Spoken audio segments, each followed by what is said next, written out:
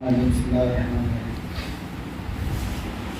رب اشرح لي صدري ويسر لي امري واحلل عقدة من لساني يفقهوا قولي.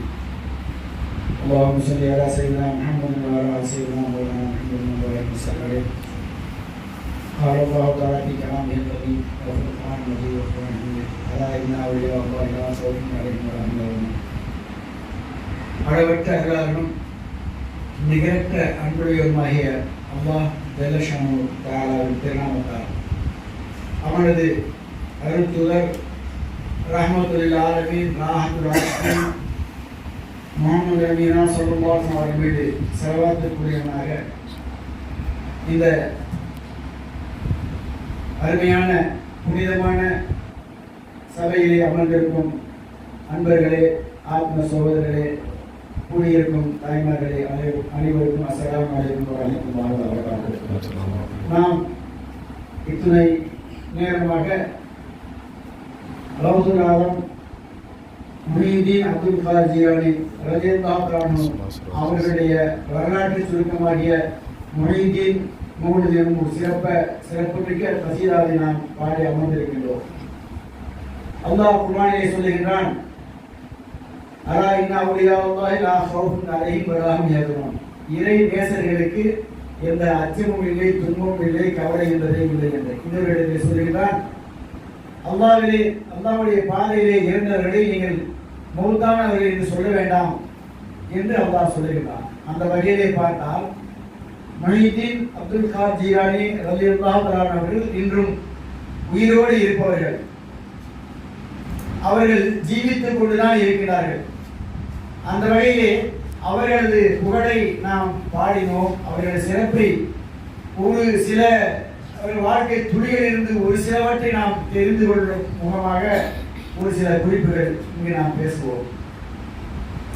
மௌலானா முஹிதீன் அப்துல் காதர் ஜீலானி ரலியல்லாஹு தஆலா அவர்கள் பெருமானார் ஸல்லல்லாஹு அலைஹி வஸல்லம் அவர்களது வழியிலே உதித்தவர்கள். அவர்கள் பகதாதிலே ஜீலான் நகருக்கு அருகிலே இருக்க நீஃப் என்றும் சிற்றூரிலே பிறக்கிறார்கள். ஒரு சமுதாயம் அவர்களது தலைவர்களை பற்றி, அவர்களின் மகிமைக்குரியவர்களை பற்றி தெரிந்து கொள்ள வேண்டும் அவசியம். அந்த வகையிலே இஸ்லாத்தின் மிகச்சிறந்த தோன்றலாக அவர்கள் இருந்தார்கள். அவர்களுக்கு முஹிதீன் எனும் சிறப்பு பெயர் இறைவனால் தரப்பட்டது. முஹிதீன் என்றால் தீனை உயிர்ப்பித்தவர்கள். பெருமானார் ஸல்லல்லாஹு அலைஹி வஸல்லம் அவர்கள் எப்படி நபிமார்களுக்கெல்லாம் தலைவராக அல்லாஹ் ஆக்கி வைத்தானோ, அதுபோல வலிமார்களுக்கெல்லாம் தலைவராக முஹிதீன் ஆண்டகை அவர்களை அல்லாஹ் ஆக்கினார். முஹிதீன் என்றால் தீனை உயிர்ப்பித்தவர்கள். என்ன தீனை உயிர்ப்பித்தார்கள்? மார்க்கம் தான் வந்துவிட்டது, குர்ஆன் இருக்கின்றது, ஹதீஸ்கள் இருக்கின்றது. இன்னும் சொல்ல போனால் அவர்கள் வாழ்ந்த அந்த காலத்திலே இஸ்லாமிய ஆட்சி பகதாதிலே இஸ்லாமிய கலை ஞானங்களின் பிறப்பிடமாக சிறப்பிடமாக அது விளங்கியது. இஸ்லாமிய ஆட்சி இருந்தது. தெருவெங்கும் பள்ளிவாசல்கள், வீதியெங்கும் மதரசாக்கள். மக்கள் எல்லாம் நம்மளை போல வேற்றி உடை உடுத்திக் கொண்டு இருந்தவர்கள் அல்ல. பெரிய பெரிய தலைப்பாகைகளும் பெரிய பெரிய ஜிப்பாக்களும் இஸ்லாமிய கோலங்களில் முழுமையாக இருந்தவர்கள். இஸ்லாமிய கோலம் முழுமையாக இருக்கின்றது. அப்ப எந்த தீனை அவர்கள் உயிர்ப்பித்தார்கள்? எல்லாமே முழுமையாக இருக்கிறது. மதரசா இருக்குது, பள்ளிவாசல் இருக்கு, குர்ஆன் ஷரீஃபுடைய கதைகள், தஃசீர், ஞானங்கள் இருக்கு, ஏராளமான கிதாபுகள் எல்லாம் இருக்குது. அப்புறம் என்ன ஞானத்தை, எந்த தீனை அவர்கள் உயிர்ப்பித்தார்கள் என்று நாம் சிந்தித்து பார்த்தால் எல்லாமே இருந்துச்சு. அல்லாமா இக்பால் அவர்கள் சொன்னதை போல பிலால் ரலியல்லாஹு அவர்கள் சொன்ன பாங்கு இருக்கிறது, ஆனால் அதன் உயிரோட்டம் இல்லை. பிலால் ரலியல்லாஹு அவர்கள் சொன்ன பாங்கு இன்றைக்கு எல்லா பள்ளிவாசலையும் ஒலிக்கின்றது. ஆனால் அந்த பிலால் உயிர்ப்பு எங்காவது இருக்கின்றது என்றால் இல்லை. அதுபோல ஹசாயிமாவுடைய நூல்கள் இருக்கின்றது, ஆனால் ஹசாயிமாவுடைய தத்துவம் இல்லை. அப்ப என்ன என்று சொன்னால் மார்க்கத்திலே ரெண்டு இருக்கின்றது. குர்ஆனுக்கு ஹதீஸிலே வருகின்றது லாஹிரும் வபாத்தினுன். குர்ஆனுக்கு வெளிப்புறமான அர்த்தம் இருக்கிறது, உள்ளடக்கமான அர்த்தம் இருக்கிறது. மார்க்கமே ரெண்டு தான். நாயம் சொன்னாங்க ஷரியத் அக்வாலி, ஷரியத் என்றும் நீங்கள் பின்பற்றுகின்ற தொழுகை, வணக்கம், நோன்பு இது எல்லாமே என்னுடைய சொற்கள், நான் சொன்னவை. தரீகத்து அகவாலி, தரீக் அதுல உள்ளே இருக்கக்கூடிய ஆனா ஷரியத்துங்கிற கட்டத்தோட இன்னைக்கு இஸ்லாமிய உலகம் நின்றுச்சு, அது உள்ள போறதே இல்லை. அந்த ஷரியத்தை பின்பற்றி நடக்கின்ற தரீகா இறைவனை அடைவதற்குள்ள வழி என்பது அகவாலி, என்னுடைய நிலைகள். மாறிபத்து அஸ்ராரி, இறைவனை அறிகின்ற ஞானம் எனது ரகசியம் என்று பெருமான் சார் சொன்னாங்க. அப்ப மார்க்கம் என்பது நான் பின்பற்றுவது மட்டுமல்ல, நமக்கு அப்பாலும் ஒன்று இருக்கின்றது. அதை இந்த உலகத்தில் உயிர்ப்பித்தவர்கள் இமாம் மொஹிதீன் அப்துல் காதிர் ரலியல்லாஹு அன்ஹு அவர்கள். இந்த அவர்கள் சின்ன வயது அவருடைய தகப்பனார் அவர்கள் மறைந்து விடுகின்றார்கள், சின்ன வயசுலேயே இறந்துடுறாங்க. சின்ன வயசு இருக்கிறாங்க மொஹிதீன் அவர்கள். அவர்களுக்கு குர்ஆன்லாம் ஓதி முடிச்சாங்க, அந்த ஊர்ல ஓதக்கூடிய எல்லா கல்வியும் முடிச்சாங்க. ஆனா அவங்களுக்கு உள்ளூர அல்லாஹ் யாரை நாடு என்றானோ அவர்களுக்கு இந்த ஞானத்தை ஹிக்மத் மையஷா, தான் நாடுகின்றவர்களுக்கு இந்த ஹிக்மத் ஞானத்தை அல்லாஹ் வழங்குகிறான் என்று அல்லாஹ் குர்ஆன்ல சொல்றான். அதை யாருக்கு தர நினைச்சானோ அவங்களும் தூங்க மாட்டாங்க, அல்லாஹ்வும் அவங்களுக்கு தூங்க விட மாட்டான். அவங்க சின்ன வயசுல என்ன செய்யறாங்க, தேட்டம் வந்துருச்சு, அம்மாட்ட போய் கேட்கறாங்க, தாயே நான் இந்த ஊர்ல உள்ள இல்மெல்லாம் படிச்சு முடிச்சிட்டேன், அது மட்டும் போதாது, வாழ்க்கையிலே மிக படிக்க வேண்டிய விஷயங்கள்லாம் பகதாதுல இருக்குது, அங்கே போய் நான் சாலியங்களை பெரியவர்களை சந்தித்து நான் பெற வேண்டிய ஞானத்தை பெற வேண்டும் என்று சொல்லுகிறார்கள். அவங்க தாயாரும் என்ன செய்யறாங்க, அந்த சின்ன வயசுல முதல் மறுக்கிறாங்க, பின்னால் அனுப்பிச்சுக்கிறாங்க. மொழியினான் அவங்க சொல்றாங்க, சின்ன வயசுல நான் மதரசாவுக்கு மக்களுக்கு குர்ஆன் பாஷா பிள்ளைகளோட ஓத போவேன். அப்ப அல்லாஹ் அவங்களை தேர்ந்தெடுத்ததுக்கான அடையாளத்தை பாருங்க. அவங்க சொல்றாங்க, போய்கிட்டு இருப்பேன், எனக்கு காதுல ஒரு சத்தம் கேட்கும், இஸ்ஸஹு நீ வழி இல்ல, அல்லாஹ்வுடைய வழி வருகின்றார், அவருக்கு வழியை விடுங்கள் என்று யாரோ சொல்லுவதை போன்று எனக்கு காதுல கேட்கும். நம்ம அரசர்கள்லாம் வர பராக்கு சொல்லுவாங்கல்ல, அந்த மாதிரி அல்லாஹ்வுடைய நேசர் வர்றார், அவருக்கு வழி விடுங்க அப்படின்னு கேட்கும். எனக்கு ஆச்சரியமா இருக்கும். அந்த அனுபவம் அவர்களுக்கு ஏற்படுது பாருங்க. வழிமார்கள் அல்லாஹ்வுடைய நேசர்கள் என்றால் நம்ம சாதாரணமா நினைக்க கூடாது. அவர்கள் நம்மை போன்று கண்ணு, காது, மூக்கு எல்லாம் உள்ளவங்கதான். ஆனா எல்லாத்துலயுமே வித்தியாசம் தான். அவங்க கண்ணு நம்ம கண் பார்க்காத பார்க்கும், அவங்க காது நம்ம கேட்காத கேட்கும், அவங்க கல்பு நம்ம சிந்திக்காத சிந்திக்கும். அப்ப அவங்களுக்கு அது கேட்குது. அவங்க என்ன செய்யறாங்க, சிறு வயதா இருக்கிறப்ப எல்லா பிள்ளைகளும் ஆடு மாடு இதெல்லாம் விரட்டும்ல, ஒரு மாட்டை அவங்க விரட்டிட்டு போறாங்க. ஒரு வயல்வெளியில பகதாதுல அந்த ஒரு மாட்டை விரட்டுறாங்க. சின்ன பிள்ளை எப்போதும் இருக்காரு, ஒரு மாட்டை என்ன செய்வாரு, விரட்டுவாரு. ஆடு மாடு ஒரு சின்ன நம்ம விரட்டுவோம். அப்ப விரட்டப்ப அந்த மாடு என்ன செஞ்சு ஓடிக்கிட்டே இருந்த மாடு திரும்பி இவங்களை பார்த்து நின்றது. நின்று சொன்னது, அது சொல்லுது, பேசுது, அப்துல் காதரே நீ இதற்காக படைக்கப்படவில்லை.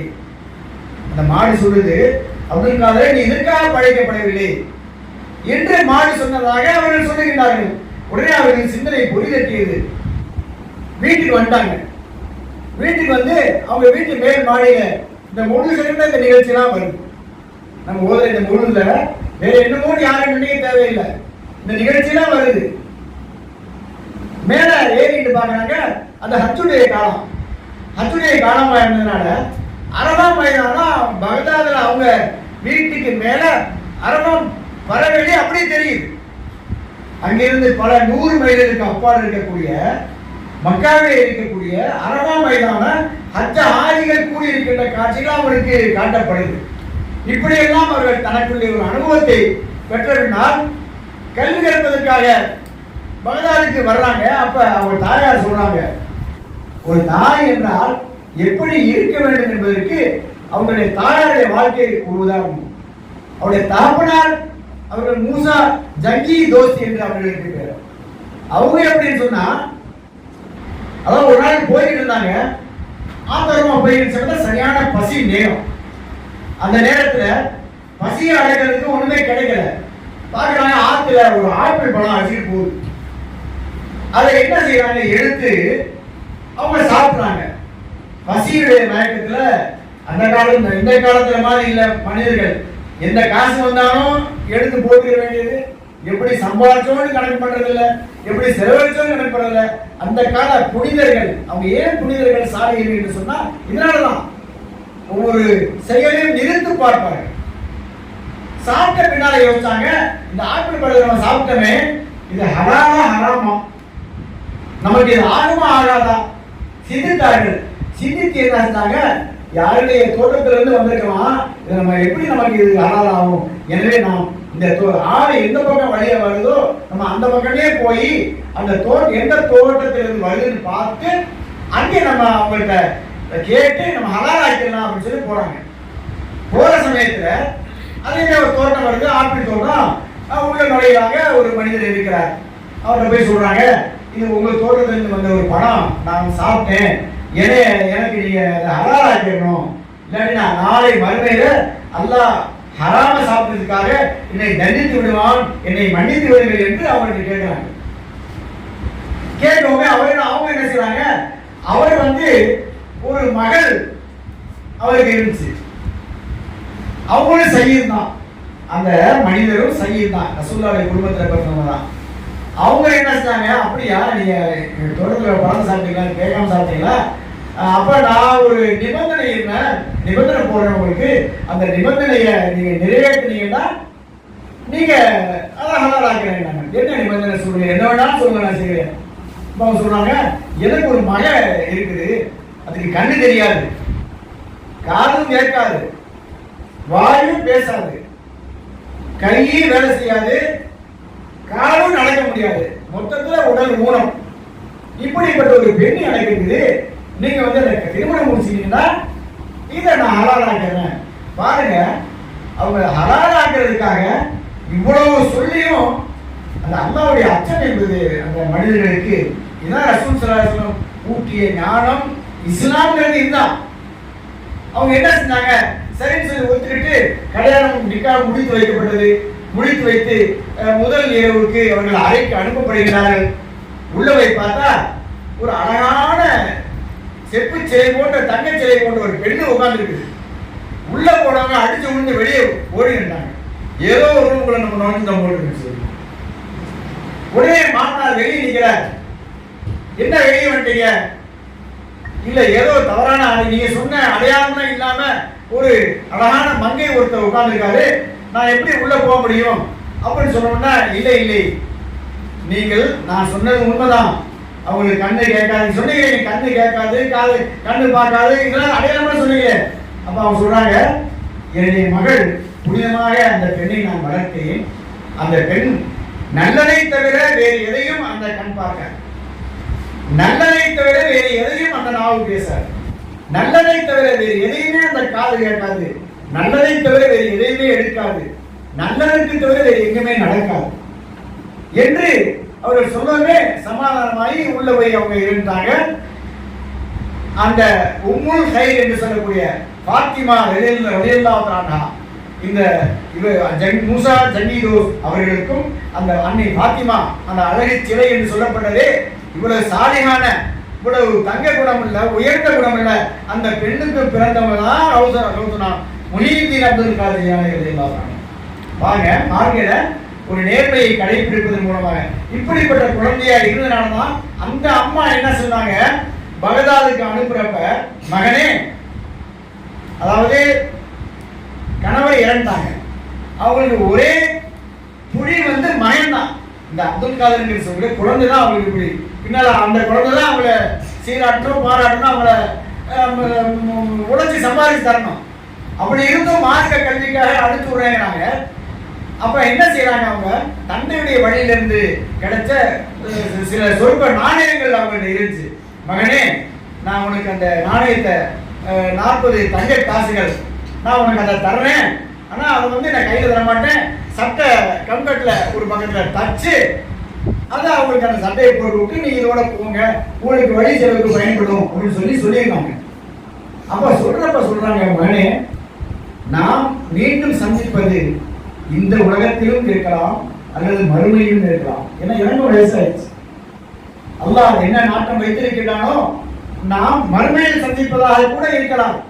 எனவே நான் இறுதியாக ஒரு வசியத் செய்கிறேன், எங்கேயுமே நீ பொய் சொல்லிடும்.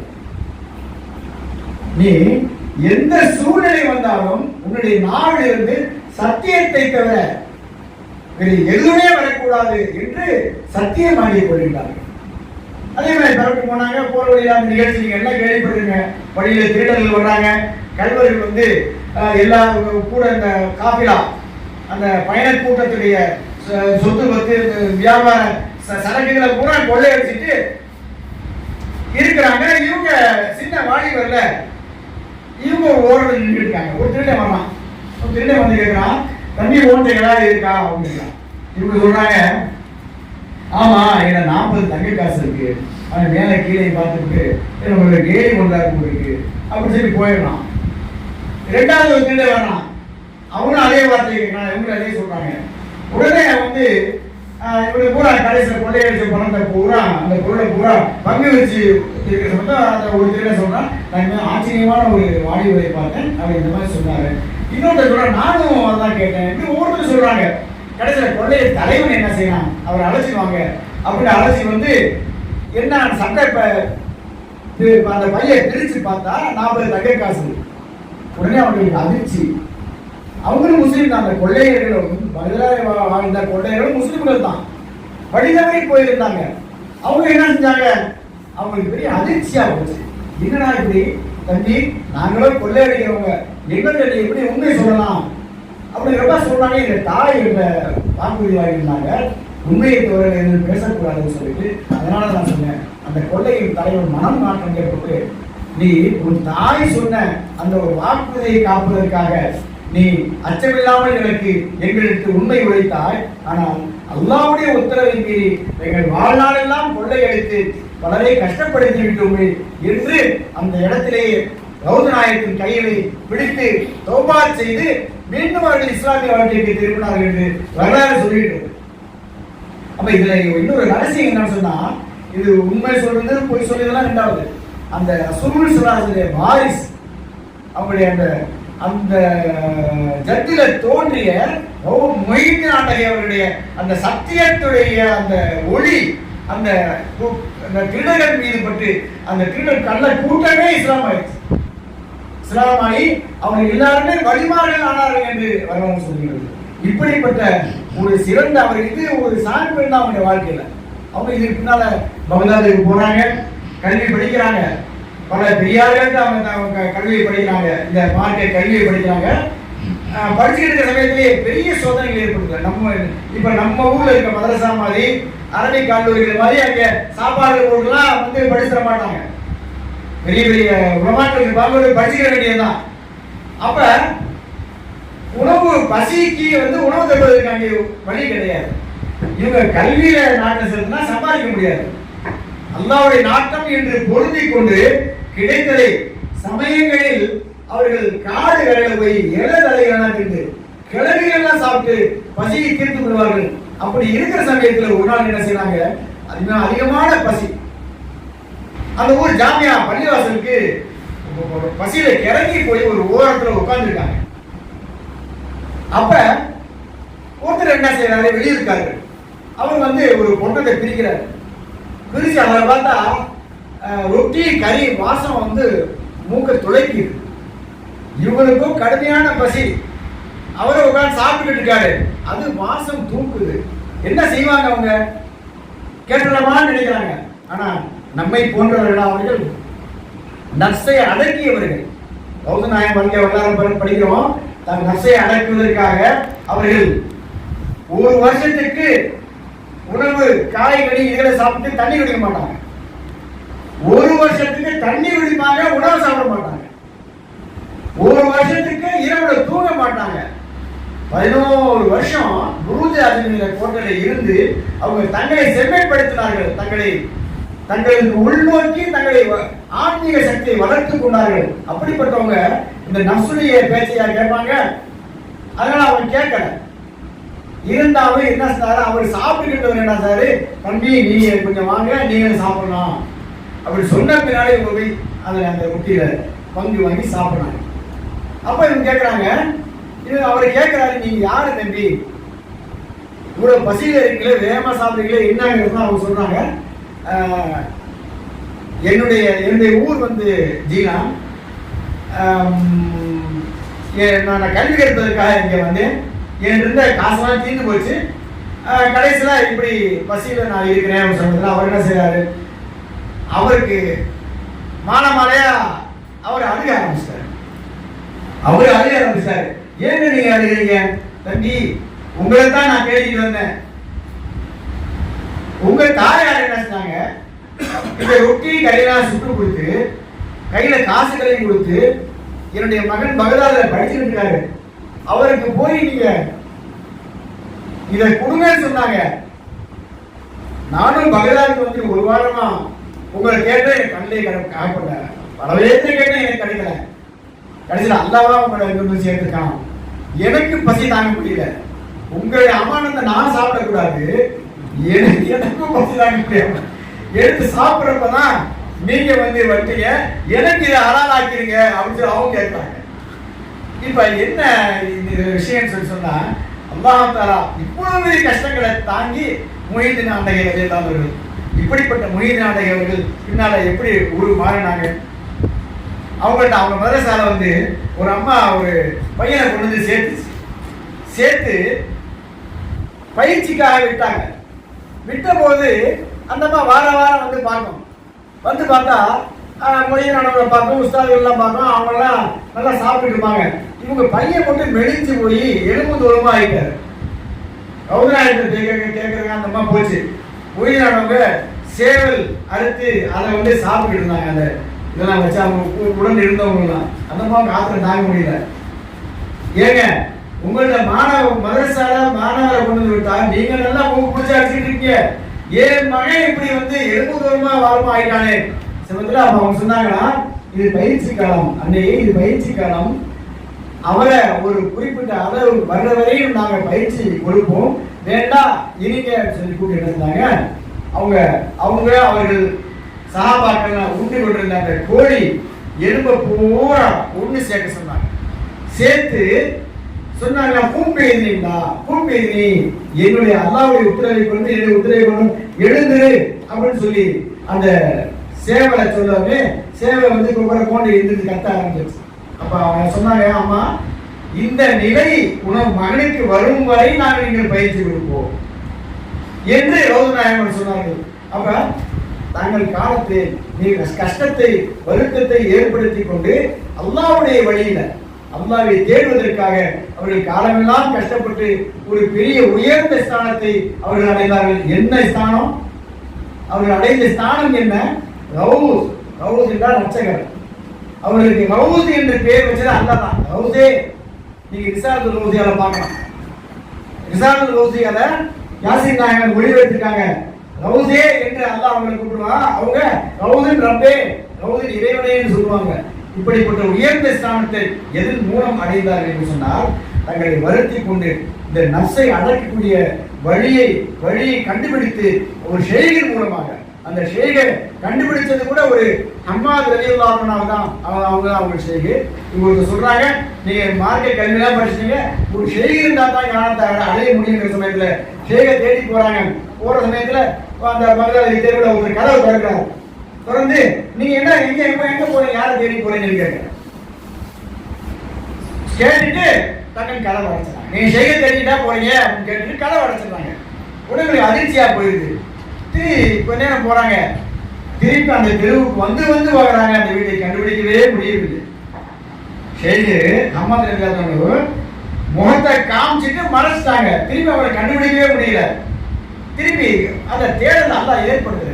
ஞான வழியில ஈடுபடுறவங்களுக்கு நம்ம அவசியம் தெரிஞ்சுக்கணும். மற்றவங்க தெரிஞ்சுக்கிறாங்களோ இல்லையோ, அல்லாஹ் இப்படியெல்லாம் நமக்கு பயிற்சி கொடுப்பான், நம்மளை உருவாக்குவான். அவங்க என்ன செஞ்சாங்க, ஒரு நாள் தெருவில் போயிருக்க சமயத்தில் ஒரு சந்தை, அதுல வந்து ஒருத்தர் சர்பத் வித்துட்டு இருக்காரு. சந்தையில எல்லாமே இருப்பாங்கல்ல, சர்பத் வித்துட்டு இருக்காரு. எல்லா சர்பத்திலையும் ஈ பொய்க்குது, அவரே சர்பத்தில் மட்டும் ஈ பொய்க்கல. ஆச்சரியமா பாக்குறாங்க. கடைசியில பார்த்தா அந்த கதவை வந்து முகத்தை விலக்கி காண்பித்தாரே அவர் அம்மா இல்லாத. உடனே அவங்கள போய் பட்டி பிடிச்சிட்டாங்க. நீங்க எனக்கு ஞானத்தை சொல்லி தரணும்னு சொல்லிட்டு அப்படிப்பட்ட ஞானத்தை அவர்களிடம் கற்றார்கள். அதாவது அந்த ரவுநாயகத்தை பற்றி சொல்லுவாங்க, அவர்கள் நிரப்பமானவர்கள்.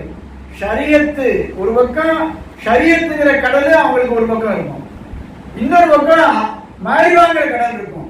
அவங்கள்ட்ட தேடி வர்றவங்கள்ட்ட என்ன அறிவு வேணுமோ, ஷரியத் வேணுங்கள் ஷரியத்தை அள்ளி வழங்குவார்கள், மாரிவத் வேணுங்கள் மாரிவத்தை அள்ளி வழங்குவார்கள் என்று வரலாற்று. இப்படிப்பட்ட ஞான கடலாக, தத்துவ கடலாக, கராமத்து கடலாக ரவுநாயகத்தை பற்றி சொல்லணும்னா அவங்க கராமத்துகள், அவங்க நிகழ்த்திய அற்புதங்கள், ஏராளமான அற்புதங்கள் இருக்கிறது. நம்ம ஓதுற இந்த ஹுஜியெல்லாம் வருது இல்லைங்களா, இது பூராமே அந்த அற்புதம் தான்.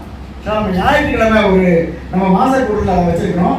நம்ம அவங்க பிறந்த ரசூல் ஸல்லல்லாஹு பிறந்தது 12, ரவுநாயகம் மறைஞ்சது 11. அதனால நம்ம முன்னோர்கள் என்ன செஞ்சாங்க, அந்த 12 கொண்டாடின மாதிரி இந்த கியார்மீன் என்று சொல்லக்கூடிய இந்த 11 கொண்டாடுகிறார்கள், அவர்களை நினைவுபடுத்துகிறார்கள். அதனால இதுல சுவான் ஊர்ல 12 பைத்து இருக்கு, இதுல 11 பைத்து இருக்கு. ஒரு முன்னோர்கள் செய்த எல்லாமே ஒரு அதவு மரியாதை ஒரு நிகழ்ச்சிகளை சொல்லி நான் முடிச்சிடறேன். ரவுநாயகம் என்ன செய்யறாங்க, நிறைவடைந்தார்கள், மார்க்க கல்வியை படைத்தாங்க. அப்ப மக்கள்லாம் என்ன சொன்னாங்க, நீங்க ஞானத்தை பூர்த்தி அடைந்து விட்டீர்கள், மக்களுக்கு போய் பிரச்சாரம் பண்ணுங்க அப்படின்னு சொல்ல சமயத்தில் என்ன சொன்னாங்க, அவங்க எனக்கு அவங்க அஜமி, அரபு நாட்டில் பிறந்தா கூட அவங்க பூர்வீக அஜமி. நான் இந்த அரபிகளுக்கு மத்தியில் நான் எப்படி பேச முடியும், வழிமார்களும் புத்துமார்களும் ஏராளமா இருக்கக்கூடிய இந்த பகுதியில் நான் எப்படி மேடையை பேச முடியும், சரி தயங்குறாங்க. உடனே என்ன செய்யறாங்க, எல்லாரும் சொல்லவே தயக்கத்தை விட்டு போய் பேச மேடையில அமர்ந்துறாங்க, துன்பா மேடையில. அப்ப பேச ஆரம்பிக்கிறாங்க. பேச ஆரம்பிக்கிற சமயத்துல தயக்கம் வந்தது. உடனே ஹஜ்ரத் அலி ரசூல் ஸல்லல்லாஹு அலைஹி அவர்கள் அவங்க எதிரில் வந்து, அப்துல் காதரே ஏன் தயக்கம்னு கேட்கிறாங்க. யா ரசூலுல்லாஹ், இந்த பகதாதி அலிகளுக்கு முதலில் நான் என்ன வாயை திறக்க முடியும்? அப்ப நான் என்ன செய்யறாங்க, உங்க வாயை திறங்கிறாங்க. வாயை திறந்தால் தன்னுடைய புனிதமான உமிழ்நீரை எச்சில ரவுநாயகத்தை வாயை துப்புறாங்க. இது ஞானிகளுக்கு தெரியும். அதாவது தங்களுடைய கனவுல பெரியார்கள் ஒரு மாதம் வளர்த்து கொடுத்தாரோ, அவங்க வாயை திறந்து எச்சியை துப்புனாரோ, இது ஞானம், அது எச்சி இல்லை. பால் கொடுத்தா கூட அது ஞானம் தான். அப்ப அவங்க என்ன செய்யறாங்க, எச்சி துப்பமே அவங்க திருப்பி ரசூல் ஸல்லல்லாஹு மறைஞ்சிருந்தாங்க. திருப்பி இவங்க பேச ஆரம்பிக்கிறாங்க, திருப்பி ஒரு தயக்கம். உடனே அதற்கு அலியர் கரமல்லாஹு அவர்கள், அவர் ஞானத்தின் வாசல் அல்லவா, அவங்க முன்னால தோன்றி, அப்துல் காதர் ஏன் தயக்கம், பேரப்பிள்ளை ஏன் தயங்குறீங்க மீண்டும் சொல்றாங்க, இந்த மகதாரி நான் போய் பேச முடியும். அப்ப அவங்க சொல்றாங்க வாயை தரங்க. அவங்க என்ன செய்யறாங்க, அவங்க ரசூல் ஸல்லல்லாஹு அலைஹி 7 முறை துப்பினார்கள். ஒரு தடவை துப்பல, ரசூல் ஸல்லல்லாஹு அலைஹி 7 தடவை மேலே துப்பினார்கள். அலி ரலியல்லாஹு அன்ஹு என்ன சொன்னாங்க, அவங்க 6 முறை துப்பினார்கள். அப்ப ரவுநாயகம் கேட்கிறாங்க, அலி நாயகமே, நாயகம் 7 தடவை வாயில விழுந்தாங்க, நீங்க 6 முறை. அப்ப அவங்க சொன்னாங்க, அதுக்கும் ரசூல் ஸல்லல்லாஹு அலைஹி வஸல்லம், ரசூல் ஸல்லல்லாஹு அலைஹி அவங்க செஞ்ச செயல அதே வேலை செஞ்சா அது அளவு கேடு, அதனால நான் உங்களுக்கு கம்மியா தூக்குனேன்னு சொன்னாங்க. இப்படி நுணுக்கமான விஷயங்கள் ஞானிகள் சொன்னா நம்ம நினைக்கிற மாதிரி இல்லை. அவங்க வாழ்க்கை அல்லாஹ்வுக்கு அல்லாஹ்வால் வழிநடத்தப்பட்ட வாழ்க்கை. நம்முடைய வாழ்க்கை எல்லாம் நஃப்ஸுகளால் வழிநடத்தப்படுகிற வாழ்க்கை. அவங்க சொல்றாங்க, நான் எனக்கு ஷரியத், நிஜாமு ஷரியத், ஷரியத்துங்கிற கடிவாளம் மட்டும் இல்லை என்றால், நீங்க வீட்டுல சாப்பிட்டு வந்தது, நீங்க கவாரி, நீங்க எல்லாம் பளிங்கு கோப்பை மாதிரி என் முன்னால இருக்கிறீங்க.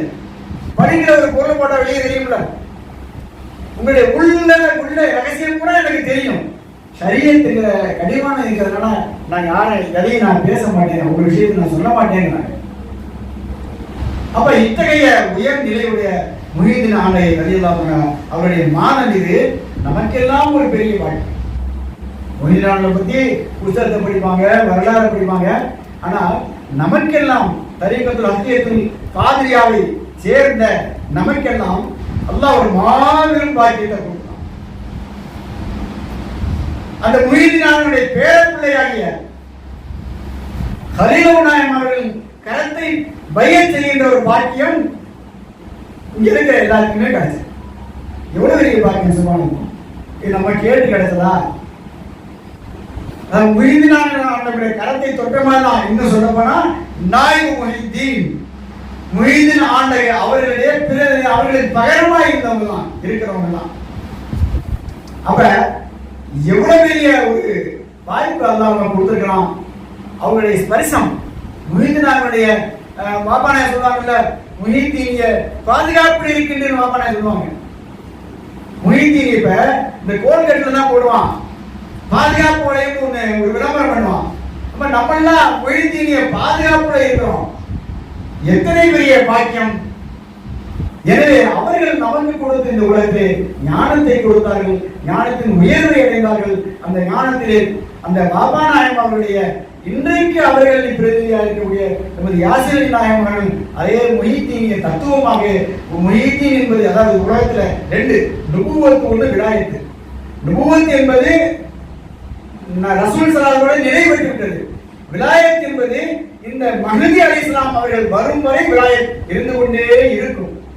அந்த விலாயத்தை யார் பற்றி கொண்டார்களோ அவர்கள் அந்தந்த காலத்திலே ஜெயம் பெற்றவர்கள், வழிமார்கள் தோண்டிக்கொண்டே இருப்பார்கள். அல்லாஹ் அந்த வழிமார்களை பின்பற்றக்கூடிய பாக்கியத்தை அல்லாஹ் நமக்கு கொடுத்திருக்கிறான். நாம் மற்றவர்களுக்கும் அதை கொடுக்க வேண்டும், அதற்கான சேவையை செய்ய வேண்டும் என்று வேண்டி விரும்பி கேட்டு இந்த வாய்ப்புக்கு நன்றி கூறிவிடுகிறேன். அஸ்ஸலாமு அலைக்கும் வரஹ்மத்துல்லாஹி வபரகாத்துஹு.